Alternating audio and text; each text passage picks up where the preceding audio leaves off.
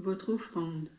Mes chers enfants, je suis avec vous, je suis Jésus, miséricorde infinie.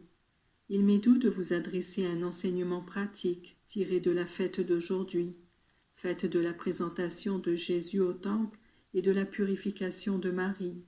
C'est le premier acte solennel de ma vie accompli dans le temple, et c'est ma mère qui me représente. Mon offrande au Père, dont le nom est on ne peut plus puissant, est comme l'immolation de la victime, même s'il n'y a pas effusion de sang. Le Père pouvait, en regardant la beauté du don, user de miséricorde pour toutes les créatures. La Mère Immaculée offre la victime immaculée qui peut couvrir toutes les laideurs de la terre. Quelle est la leçon que vous pourrez tirer de ce geste si important et significatif?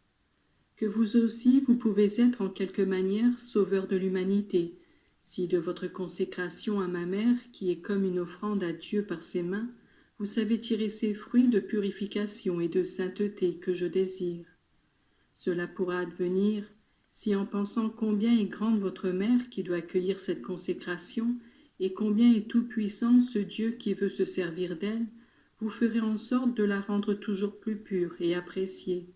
C'est pourquoi la pensée de votre consécration doit vous être toujours présent à l'esprit, pour qu'aucune chose indigne ne tache jamais votre âme.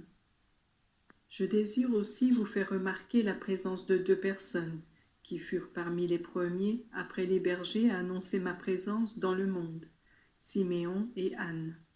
Ce serait vraiment le cas de dire qu'il n'est jamais trop tard pour servir le Seigneur. En effet, Siméon, déjà octogénaire, poussé par l'Esprit Saint, était venu au temple et, favorisé d'esprit prophétique, avait pu comprendre que ce bébé entre les bras d'une jeune épouse était le Messie. La prophétie fut annoncée par la bouche de Siméon. Il sera pour le salut et la perdition de beaucoup. Il sera un signe de contradiction. Vous dire la joie de ce saint âgé est impossible. Sachez qu'en me voyant, tous ses désirs ont trouvé leur accomplissement, jusqu'au point de désirer la mort. L'âge ne compte donc pas. Quand on rencontre le Seigneur, la joie remplit la vie, et même la mort prend un aspect nouveau de libération et de paix. Et d'Anne, que vous dirais-je? Elle avait été la maîtresse de ma mère, et elle avait pu en connaître et administrer les vertus les plus élevées. Sa vue réveilla en cette veuve âgée, honnête, entièrement consacrée au service de Dieu, les sentiments les plus vifs d'affection.